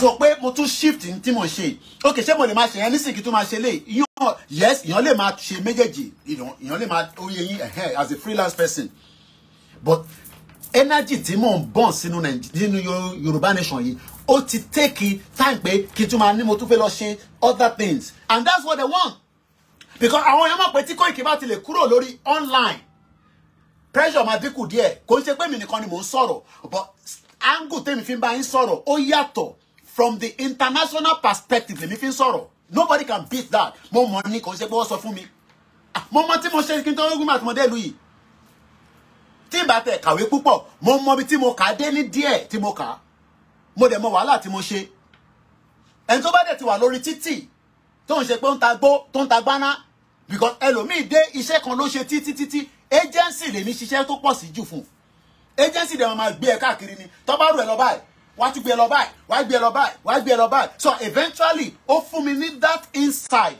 láti mọ bí system ṣe operate so ẹlòmíì bá dé iṣẹ́ kan ló ṣe títí it's okay à ń bọ̀sibọ̀si mo mọ bí tí star mi sọ communication ni star mi I know that already so wọ́n tún pé kinní kan ní loan torí àsìkò loan ẹ ṣe gan ni Princess Adeola mo kí ẹ̀ ń tẹ́ wà lórí Instagram ẹ̀yin ẹ̀dá tẹ́ wà ń lé I understand look love your government but ṣé government yìí love yín I am talking about how to get cash help in crisis if you can get the same thing from the government not because when we say Tinubu no Tinubu is just the president the government is your state governor your deputy state governor your local government chairman your house of reps your senators your deputy senator your deputy speaker the speaker of the house these are the government that is a government so is that government responsible for you in crisis because Nigeria is in crisis World Bank mo bá Bishop Adesina sọ̀rọ̀ lánàá à ń sọ̀rọ̀ briefly lánàá World Bank ti estimate pé by the end of August 64 million Nigerians will not be able to eat bread 64 million of you think it's a joke no some of you think it's a joke mo kí bàbá wa Digun only na person where we know person go follow boss you know the road Ọlọ́run ló mọ ọ̀nà èmi náà tọ̀ bí èmi náà ṣe bá ní mo wọlé sórí àti wọlé sí abroad àwọn kan ti gbé ìgbésẹ̀ kan tó yẹ pé wọ́n regret ẹ̀ àwọn kan gbé ìgbésẹ̀ kan wọ́n wà lucky but so mo tó jẹ́ kí èmi wà lucky mo bá ya mi nínú ìlú yìí ni 1991 ni mo sì mi padà sí UK mo máa ń sọ fún yín kò ṣe tẹnu torí dọ́là wà lókè nísìn mo tún fẹ́ padà lọ sókè torí dọ́là ni mo sì mi ṣe kúrò Nàìjíríà nígbà tó wò pé hey dọ́là ti ń lọ sí kò tí wọ 40 naira o bó ti ń lọ sí ó ti ń gbẹ́nu lọ sí 30 something naira and mom sí mi dẹ̀ ti ń travel kan tó bí mi ní 1978 so kò lè imagine exposure tèmi ní kò lè imagine Ọlọ́run ló ṣe bẹ́ẹ̀ ni kò ń ṣàwa èmi ò ń ṣe ọmọ tálákà ní Nàìjíríà o mo lè fi yẹn gbárí lẹ́nìwẹ̀ a kì í ṣe ọmọ tálákà ẹ lọ béèrè lọ́wọ́ anybody Alhaji Ọmọ́táyọ̀ Kóìkì a kì í ṣe ọmọ tálákà rárá gbogbo àwọn ọmọ tó bí pátá 19 tó bí bẹ́ẹ̀ ni mo sọ fún yín a kì í ṣolòṣì bẹ́ẹ̀ ni àwọn bímọ rẹpẹtẹ níjọ́ náà lọ́hùn owó dẹ̀ ń bẹ kókó ṣe ń bẹ kò dẹ̀ ṣe politics tó fi kú mo dẹ̀ mọ bí bàbá mi bó ṣe di olówó wọ́n ti sọ̀tàn ẹ̀fẹ́ mi kò ń ṣe pé lọ ṣe ritual wọ́n ní plane kan já níjọ́ kan wọ́n wá ń wá contractor tó máa wọnú era lọ kó plane tó máa mú plane yẹn jáde ibi tó wó ti dé nìyẹn àwọn èèyàn sá wọ́n náà wọ́n ṣe wọ́n nírọ́ bàbá mi gba contractor so don't come here so tó bá kàn rí pé ọ̀rẹ́ ọlọ́sẹ̀ kọ́ tó bí mi ní 1978 ni mọ̀mísí mi ti ń travel mọ̀mísí mi dẹ̀ ti ń travel kó tó pàdé ọkọ ẹ̀ ìyẹn tún kọ́ kí mọ̀mísí mi tó marry ní Sisi mo dẹ̀ mọ picture mọ̀mísí mi ní Sisi àwọn first born wa ló mess up àwa ọlọ́mọ ẹ̀ka náwọn ẹ̀gbọ́n tó yẹ pé ó yẹ yí àwọn ló mess wa up ibi táwa kọ́lá ẹ̀ka wà lẹ́nìí but ó yí Ọlọ́run Yugoslavia tẹ́ ń rí yẹn ibẹ̀ ni wọ́n rán wọn lọ́kọ́ kàwé wọ́n ń ṣe fàájì lọ ni Telegram ṣì wà lọ́wọ́ mi mo ní rẹ́kọ́dẹ̀ Telegram mo fi ń communicate níjọ́ náà lọ́hùn tó ń bẹ̀ wọ́n pé ẹ tètè ṣe tó ń kẹ́ wá take control of government ìkan tó tún lọ sí Amẹ́ríkà nígbà tí popsi wa kú ẹ má bínú pé mo kàn divert díẹ̀ nígbà tó wálé wọ́n ní kí ló wá ṣe nílé ó ní láti wá sílé bàbá ti kú ìwọ jókòó sí Amẹ́ríkà kó tètè ṣe tó fẹ́ ṣe tán wọ́n dáwó fún ó padà lọ wàláì kò pé another 2 weeks ó tún padà wá sí Nàìjíríà bẹ́ẹ̀ tí èdè mú ni ta ló ń jẹ́ MKO Abiola mo sọ fún yín pé MKO Abiola máa ń jókòó sí pálọ̀ nígbà tí bàbá tiwa sì wà lórí bẹ́ẹ̀ tó ti dìde but ikú wọ́n ní tíkú bá dé ikú máa ń bọlá jẹ́ ni it's a different story now wọ́n pe kíní kan ní loan a recovery loan scheme was launched in 6th of April 2021 and was extended up to July 2022 mo sọ fún yín pé UK government ìbà fún wọn mo mọ̀ pé wọ́n ṣe dáadáa làwa ṣe ń jìyà ní other side but nínú ilé ń bíbà no ìbà fún UK ìyẹn làwọn èèyàn ṣe fẹ́ wọlé sí bíbà yìí ibíbà gangan ni iyọ̀ wà náà kò ṣe pé iyọ̀ but ibíbà gangan ló ní sí àwọn kan dẹ̀ mọ bó ṣe ń jẹ system yẹn but tó bá ti wá entrepreneur tó lè ṣe business tó lè yàtọ̀ kan ní pé àwọn Nàìjíríà tó wà ní bíbà wọn fẹ́ expand problem ta ní nìyẹn tó bá ti wà nínú shop kékeré kan báyìí inú shop Pakistan àti Indian ó tún replicate ó ti ṣí shop mi ó ti ṣí shop mi but Nigeria inú bìkan tó wà yẹn ibẹ̀ ló máa wà títí for 10, 20, 15 years wọn ní ṣí another store problem ta ní nìyẹn because wọn fẹ́ expand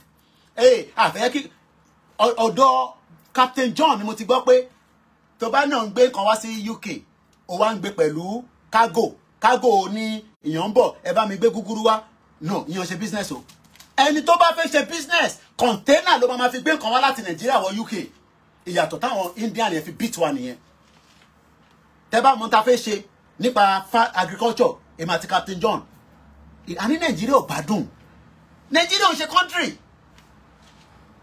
àti hospital field wọ́n ti ní ta bá ti lè mú requirement ta fẹ́ yẹn but I gbọ́dọ̀ lè máa meet demand yẹn ní gbogbo gbà because nígbà tá bá ní afẹ́gbéṣu wá nísìn tá gbé wá ní 1 month tó tún di another 3 months tá àríṣu gbé wá mọ́ ṣe mọ̀ káwọn èèyàn ní pé are serious we are on serious business people ìyàtọ̀ táwọn yẹn fi beat wa nìyẹn mo kí màmá mi yèyé àbọ̀ olówó ìntọ́ fi beat wa nìyẹn because a lè gbé container kankan wá láti Nàìjíríà nísìn mo tẹ̀ mọ́ àwọn ẹ̀gbọ́n mi kan wọ́n gbìyànjú díẹ̀ nígbà tí mo ṣe ní truck màá lọ bá wọn gbé ẹ̀wà but ẹ̀wà yẹn wọ́n rú tẹ̀wá láti Nàìjíríà ṣẹlẹ̀ tẹ̀wá lé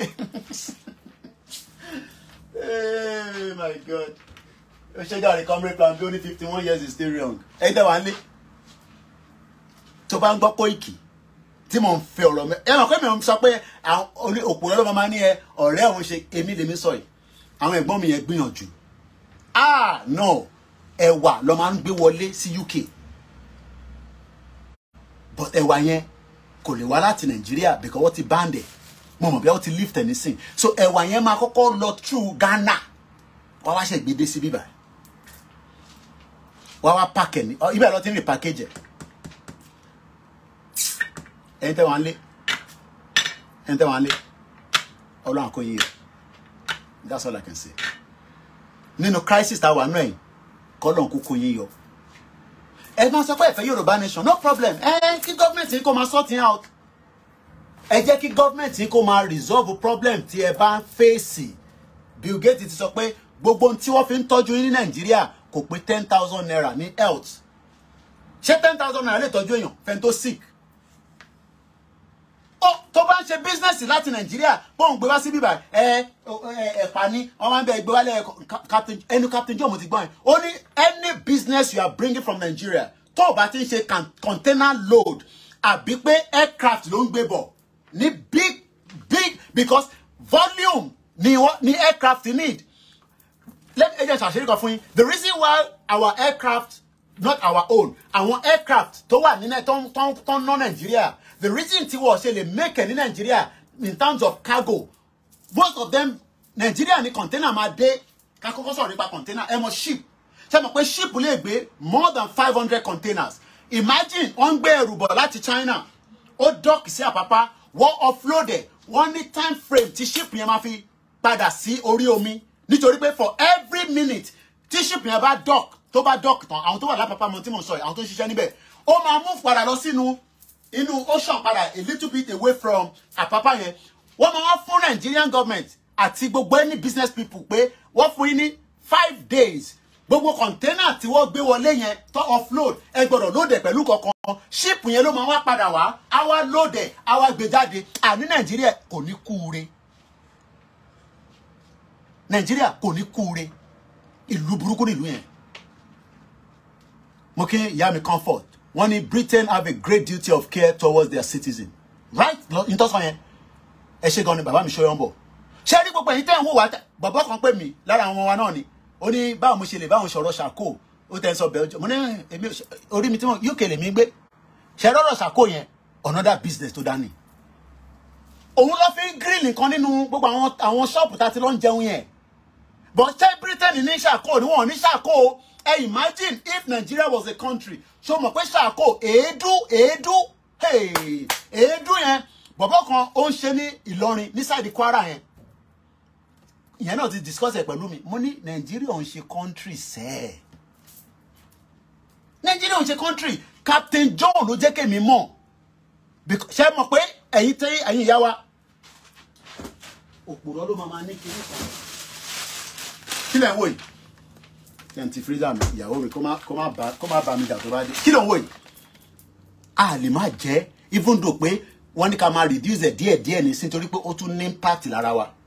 Kí lẹ̀ ń wò yìí? Ata tó fi ń ṣe ọbẹ̀ àwọn kéékèèké yẹn. Ṣé o mọ̀ pé Uganda lè ti wá? Ṣé o mọ̀ pé ti Anambra yellow pepper ó dájú ti Uganda lọ? Ní testing ní kò ń jẹ́ ọ̀rọ̀ pé tẹnu o. Àwọn Captain John yẹn àwọn yẹn ti ṣiṣẹ́ dànù. Pilot ní l'Amẹ́ríkà kó tó relocate wá sí Nàìjíríà. Ó máa ń wa plane ní 747. Ó ní Koiki, ó ní how can I bring a plane and I cannot load it with food stuff out of Nigeria? And in Nigeria is a country.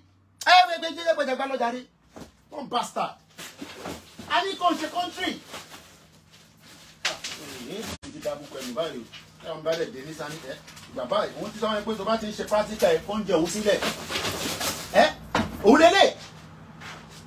Àwọn kini ó yẹ kó máa wọ UK every blessed day láti aircraft mo sọ 6 hours I'm loaded full bam.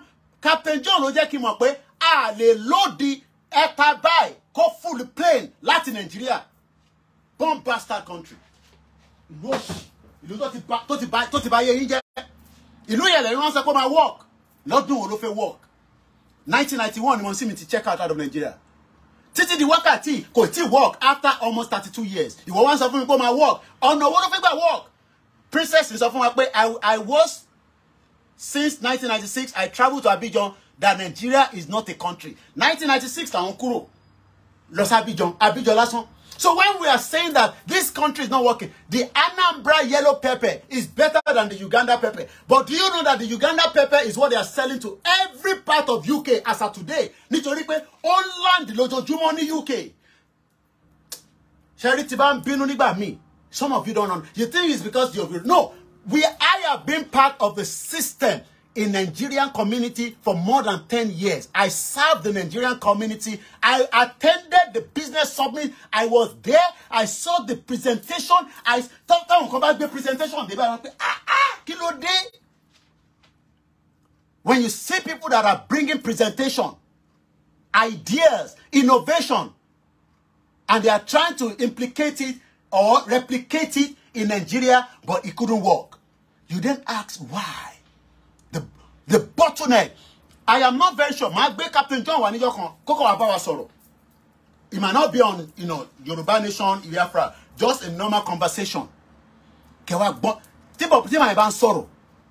Koiki. Only how can I drive a 774 ball plane, bring it to Nigeria?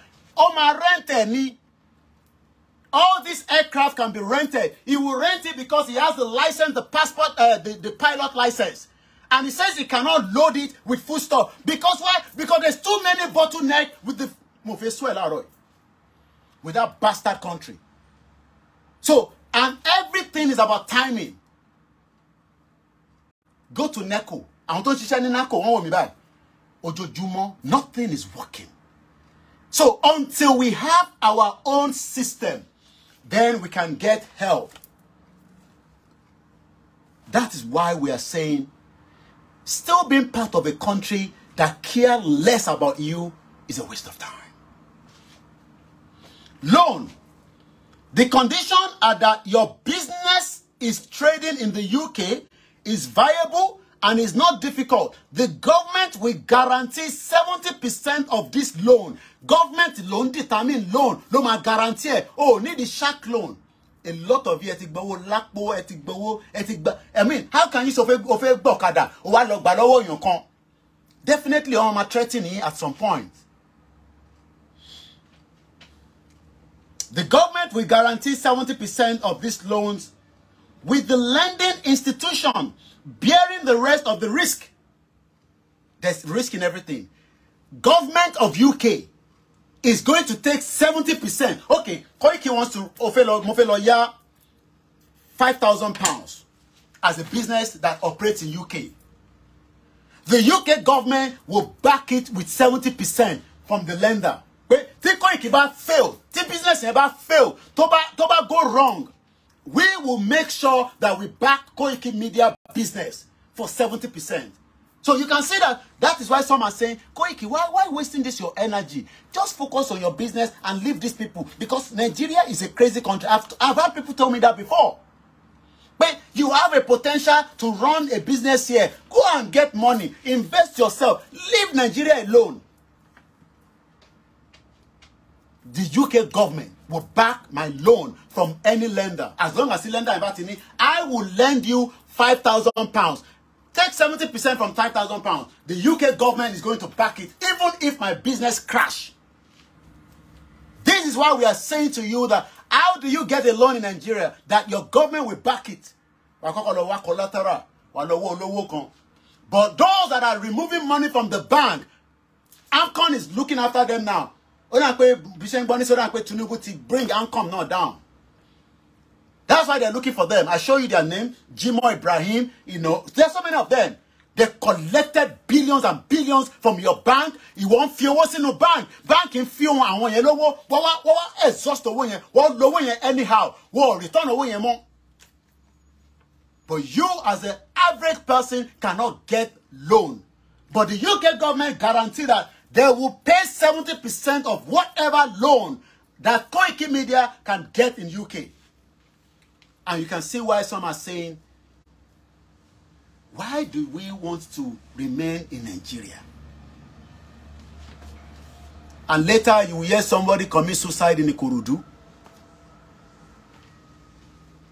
Once again, to get this loan, you go to www.british-business-banking.co.uk for a list of 80 odd lenders. Even if you are a risk. Hey, breaking news. Junior doctors to strike again in July.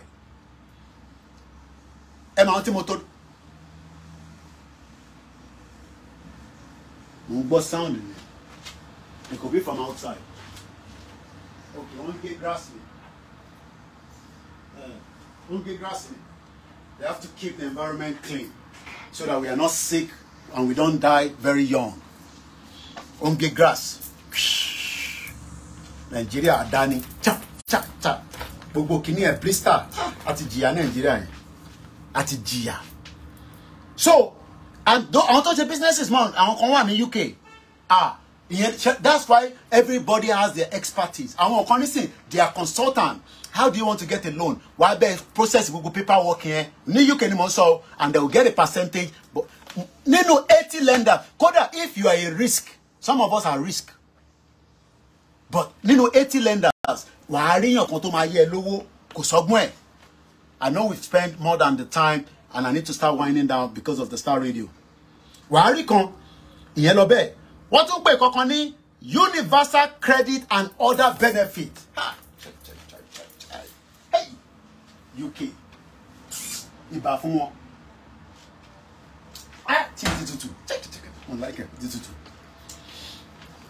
Duty of care. Nigerian government has it, not for you. As you know, they look at me like this. Forget it. There's no duty of care for you guys at all. There's nothing called duty of care. Duty of care.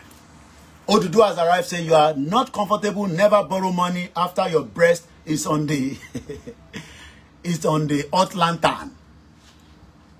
Yami Comfort in 6-month energy support was very great by the UK government. Benny, because once of them see me no more money. But maybe they will still review it. We don't know. One quick click on it, universal credit and other benefit. It may be worth trying to claim statutory sick pay, known as SSP, if you are paid on pay as you earn basis or work through a limited company Statutory sick pay of £109.40 is paid every week. Is available only from the 4th day of illness. Even if, look, no, you don't, when people are sick, it's not something to joke about. So imagine if you are sick, even if you're working from home, you can get up to £109.40 every week. Everyone left out by the measures reported above and who does not already claim another benefit can also apply for universal credit, but be prepared for a massive delay. Take care if you are receiving working tax credit or any other legacy benefit before applying for universal credit. Use the benefit calculator at moneySavingExpert.com. You don't need anybody. You don't need to have any bribe anybody. You know. And this is why Baba Dennis is okay. When Yoruba land is established, I will definitely come home to extend my knowledge that I have served the Europeans with the young generation. So many people wants to come and share their knowledge. Somebody like Walata, money what in £1 million. They lori bo se wa yen. Asset gidi ni wale fun oloje fun won. Ó wà nínú Lagos self, ó resolve problem fún wọn remotely. Tó bá àfi tó bá wà holiday, leave holiday en gan máa sọ pé tó bá mind pé kó jọ. Ó lọ Nigeria, wọ́n pè sí Nigeria kini company nígbà tó bá need value ẹ̀ tí wọ́n ti get stock. Bí a pipe omi kan tó lọ burst ní ọwọ́ sàlẹ̀, tó dẹ̀ mọ̀ pé wálé nìkan ló mọ̀ bí tí pipe yẹn tó connect sí ní gbogbo building wọn. Asset. Grass lọ tó ń gé ní bíbá. Ẹni tó wà wájú yẹn ó tún ti bọ́ sí bíbá. Machine ni. Ó máa tó bá ṣe tán nísìn tó bá dìrọ̀lẹ́ nísìn wà wá rí ní Paul tó mọ tí yóò tó ń jó. Glastonbury festival nísìn ṣe mọ̀ pé mò ń wo kíní ẹ̀ ní ìlú báyìí. Ìjọ ọ̀la máa sọ àwọn fáàmù kan di festival outlet. Glastonbury ti gbọ́ rí festival. Oh my God. Bí a next year kọ́ náà ṣọ́wá dìgbà yẹn. Bí a máa kọ́ lọ. Heo. Àwọn èèyàn ti kún bẹ̀ gbàgà báyìí nísìn. Tó máa jó, tó máa mọtí, tó máa fa gbáná, tó máa fa cocaine, tó máa bára wọn ṣe kíbọ̀rọ̀kì. Ó tún dijọ́ Monday kan tó rántí pé àwọn padà síbi iṣẹ́. Àwọn èèyàn ti dé Scotland báyìí. Tó ń lọ fún Glastonbury festival. Ìjọ ọ̀la máa convert àwọn farms kankan. Takọ̀ máa sọ pé once in a year concert oríṣiríṣi àwọn artists tá máa gbé wọn wá. Tá máa mọ tó ń bẹ. Ẹ jẹ́ máa prepare for Star Radio. So only those who have illness or disability that are affected their ability to work get the old style employment and support allowance. This is about £84.80 every blessed week from 6th of April 2023. You may be able to claim the new style employment and support allowance with or instead of the universal credit, depending on your national insurance record. What about savings for tax purposes? To quote moneysavingsexpert.com, Department for Work and Pension, don't pay ní DWP, iṣẹ́ tó ń ṣe, iṣẹ́ tí DWP ṣe ní ìlú yìí, DWP, àní ìbà fún UK. These are our sisters wa, our aunties wa, àwọn mommy wa kan, sector tó ti ń ṣiṣẹ́ nìyẹn. Iṣẹ́ tí wọ́n ní pé ìmí wà wọ́n ń ṣe crime náà. Heo, àwọn olè kan wà. Ẹ má rò pé Nàìjíríà nìkan ló lè, àwọn òyìnbó kan náà wà. Wọ́n fẹ́ wọ́. Òyìnbó mi máa ń gba double. Tọ́ba ó nígbà èmi ti gbà fún more than 20 years. Kó tó àṣọ òtẹ́ lọ́mọ kankan. Fraud náà wà nínú system. Kò síbi tí kò ní sí fraud. But how do we minimize the fraud? Ni àwọn èèyàn máa ń, ni government máa ń wá. Only take time láti detect them. In don't deal pẹ̀lú pọ̀. They are dealing with about 60 million. Nínú 60 million, bí i 30 million. Ni wọ́n fún ní support lójoojúmọ́. Láàrin 30 million yẹn, àwọn mẹ́wàá kan, àwọn yẹn mọ bó ṣe ń lọ, olè ni wọ́n. Tó bá gbà níbi wá tún lọ gbà lọ́hùn. But tí system bá ti catch up wọn, ìmí kẹ̀rẹ́, á kọ̀ fún wọn ní sentence kékeré, ìmí wá fún wọn ní community service. Kò síbi tí àwọn èèyàn ti fẹ́ wọ́. Ó lè ṣẹlẹ̀. But it's a system that will curb it. Mo sọ fún yín pé nígbà tẹ́mi bẹ̀rẹ̀ sí drive, kò sí pọ́lọ́pàá dáyàn dúró níjọ́ náà lọ́hùn. wọ́n máa rí pé o ní insurance wà kàn ná pépà sí wọn ni bye bye. Nígbà tó wọ́n realize pé accident bá ṣẹlẹ̀ tó bá di pé àwọn èèyàn fẹ́ claim wọ́n ní insurance yẹn valid kí ló ṣẹlẹ̀ kí ló ṣe wọ́n upgrade the system wọ́n upgrade pé automated nísìnyí ọlọ́pàá máa sọ fún ẹ pé mọ́tò tó wà ìwọ kọ́ ló ní orúkọ ẹ kọ́ ló wà lórí ẹ̀.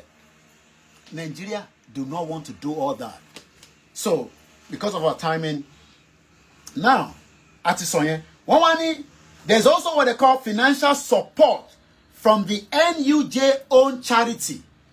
Irú yẹn ni àwọn Kokun Foundation, Oriyomi, àwọn different charity organizations that they are trying. But ṣe rí pé government support ló kọ́kọ́ wà lókè kó tó máa sọ charity support. But ní Nigeria charity support tó wà lókè government ò sí nísàlẹ̀. And this mo kí bàbá wa fà. And this is the difference between what we are saying, that our quest for our right to self-determination is the only option that can resolve this problem. Engineer Sulaiman Adiomoki, Baba wa Gbenga Adesina. So, ẹ wo gbogbo support tí mo kà láàárọ̀ yìí. Wọ́n tún pè kan ní Rory Peck Trust, Open Crisis Fund for Freelancers. Thanks to the funding from the printing charity, the Rory Peck Trust is able to provide financial assistance through a crisis fund and a therapy fund for British or UK-based freelance NUJ members. So, be a member, missing, because I'm a full-paying member. Mo lè wò pé okay, let me not apply. So, kò ń ṣe pé kò sí mechanism, even got tó bá tẹ̀ ní láti lè gba gbogbo ẹ̀. But the reason why we are coming out and we are saying that, okay, at least àwọn tó ń ṣiṣẹ́ nù yín, ẹ support wa. And people are doing. But ẹ má yẹ kó wá stop, because we need that support to keep us going. And that is the only way you can have a transparent media that is not compromised. What is further sources of cash help? Grant of up to £2,000 for urgent need are available. Ìjọ tí mo jáde tí mo need urgent need. Àwọn èèyàn lè máa rò pé kí ni bàbá yẹn sọ? Yes, sometimes you come out and you ask that you need and kò sẹ́ni tó need the help. Okay, ṣé àwọn táwọn help yẹn nísìn tó ń pa wá náà tó yẹ pé ẹlòmíì akọ́pọ̀ yàn out of the blues. Àdé wá oyè yín are sorted out. So ìgbà míì wà àwa náà máa jáde. We need urgent help. Àdèdúpẹ́ fáwọn tí wọ́n rally round pé Koiki àbú ẹ̀ láṣìírí. Ní láti mọ tó fẹ́ fi ṣe. Nígbà tó sọ pé òun ló need ẹ̀. Ìwọ ló no need ẹ̀. Àdé wá help ẹ̀. Òun ló kọ sí bíbáyìí. There's what they call grant of up to £2,000 for urgent need are available from the Authors Contingency Fund, with the definition of authors being kept deliberately broad. Yes, journalists are eligible. www.society-of-authors-grant-writer-in-need. The journalist charity offers one-off grant to those in need. To be able to be eligible, you must be working as a journalist for 2 of the last 5 years with journalism as your main source of income. Èmi ò ní income mi nísìn. The only income tí mo ní ni income tó ń wá láti bíbá. Income yẹn náà nísìn. What to restrict are because income wa tó ń wá láti YouTube has been taken. Even if it's £200, even if it's £300, that has been removed. Because ẹlòmíì ò ní understanding pé òun tún lè help wa báyìí. Ó kàn fẹ́ wá kó fún wa ní £10. And all these things is nothing. Àwọn tó kọ́ ń sọ pé wọ́n ti fi Yorùbá nation. What is because ní understanding, ní knowledge. Ẹni kan á sọ pé torí à ń sọ̀rọ̀ so tí bá sọ̀rọ̀ Yorùbá nation wọ́n ní fún mi lówó tí bá wà lórí YouTube. Ó máa gbowó lórí YouTube is a normal thing. So àwọn èèyàn fi pé because if we are not on the amagbeto ìwálẹ̀ nísìnyí because mo ní láti dey prepare for Star Radio. If we are not on the YouTube, máa sọ̀rọ̀ Yorùbá nation. No, ṣé ẹ fi pé mo ní rí owó lórí YouTube. Ẹ̀yin mo ru content tí màmá ṣe ni tó tún màmá derive more money. Ṣebí torí pé mo ti wà restricted by just talking about Yorùbá nation nísìn. That means pé within the Yorùbá area nìkan làwọn tó ń gbọ́ mi. So this everybody wà lórí wọ́n ṣe Yorùbá nation wọ́n fi ń gbowó. No, if you are doing a service on the YouTube, help YouTube ni. Because if we are not putting the content there, people cannot go and watch it. But understanding àwọn èèyàn ní the ó lò gan èmi tẹ̀ ti rí yẹn náà shallow thinkers kò ní understanding kankan. Ṣé mo pé mo lè má ṣe máa dáná lójoojúmọ́, kí mo lè má ṣe kódà mo lè má ṣe parara nínú ilé àwọn yàgbọ́ èwo tí ní ilé ìgá ẹ̀ mo lè má ṣe anything má dé má fi make owó. Mo lè wà nínú kitchen mi báyìí nísìn kitchen mi mo lè má fi make owó mo lè má jó báyìí àwọn mo fi excitement fún àwọn kan ni. But a lot of people don't seem to understand that. Àwa wá ṣe yẹn àwa wá ń born strength wa knowledge wa à ń gbé wá síta a fi educate a fi enlighten ẹ wá ní wọ́n fi Yorùbá nation wọ́n fi pawó kíníkan but ẹ lè má dárúkọ mi torí pé èmi ni ọkọ bàbá yín ẹ gbọ́dọ̀ má dárúkọ Koiki anywhere ẹ má dárúkọ Koiki nítorí pé èmi ni ọkọ bàbá yín mo sọ fún yín pé èmi system tèmi fi operate ó yàtọ̀ ẹ tó bẹ́ẹ̀ mo bring any media down ìtẹ́mi ṣe ní international level wọ́n ti lè ṣe from the international side because mo mọ bí ta ti ṣiṣẹ́ dé mo mọ àwọn colleagues mi tí mo ti bá sọ̀rọ̀ mo mọ but àwọn tí lè gbégbèsè ẹ jẹ́ kí nǹkan kan rú kẹwàá mọ̀ bí àwọn journalists máa gbégbèsè torí gbogbo tá à ń ṣe mo fi tó wọn létí pé ìjọba báyìí tí nǹkan báyìí bá ṣẹlẹ̀ nǹkan báyìí ní kẹ́ kọ síta nǹkan báyìí ní kẹ́ fi report ẹ̀ àti make a report yẹn wà lọ́wọ́ wọn but it is not for public consumption. And like I said, I am still at least Timoshimo. Mo ti rí anybody. Ẹ má yẹ kí n sọ yẹn. Ẹ lè fi yẹn sílẹ̀. Ẹ yàn pé yàn kan ti fún mi ní coffee jàre. Ẹ ṣé jàre. Mo tẹ̀ lórúkọ ẹni náà. Kò gbórúkọ yín jáde. But whoever it is, we appreciate. So, ẹ yẹ kí n máa prepare for Star Radio because time wa ti o ti lọ. So, ẹ yẹ ká gbé tó ẹ wálẹ̀. So, I switch quickly wá sórí software. Mo fẹ́ sọ̀rọ̀ nípa mo rí article kan tí ọkàn send sí mi lórí Daily Mail. China sọ fún UK kó jáwọ́ kúrò lórí Argentina Falkland Island. Mo fẹ́ ṣe analysis lé lórí. Join me later on in just a minute. But I'm going to start radio. So mo need 10 minutes láti fi prepare. So ẹ ká gbé gbogbo tẹ́ wá sílẹ̀. Ẹ̀yin tèmi tó bá ti wà ní crisis mo bẹ̀ lọ bá Nigerian government. Okay? Tí o agree pẹ̀lú mi. Oh, ní láti bú èmi náà. Èmi mo dá Nigeria progress sílẹ̀ ni. Sorry. Márùn-ún ni 1,200 naira. Ó dùn ẹ́ àbí. Ìwọ náà gba visa kó máa bọ̀ ní UK. Tó bá ti dé UK, ìwọ ló máa tún máa dúpẹ́ lọ́wọ́ mi pé Koiki ó ṣe tó là mí lóye tí mo sá kúrò ní Nigeria. Ṣé gbogbo èèyàn ló máa sá kúrò ní Nigeria kò possible. That is why we must continue the quest. Mo dúpẹ́ lọ́wọ́ bàbá wa Oracle Adébánjí Akíntóyè, bàbá wa Chief Ayiloge Tanji, mo dúpẹ́ lọ́wọ́ YSDM tẹ́ ń là wá lóye. Mo ń gbọ́ yàrá lájẹ́ lánàá pẹ̀lú ẹ̀gbọ́n mi tó wà ń bẹ̀ lánàá. Ẹ ṣé gan ni gbogbo yín. No retreat, no surrender. Tẹ́ bá ní crisis of cash, ẹ lọ bá government. Okay, àwọ̀ mi. Bye for now. Àti pàdé lórí other side.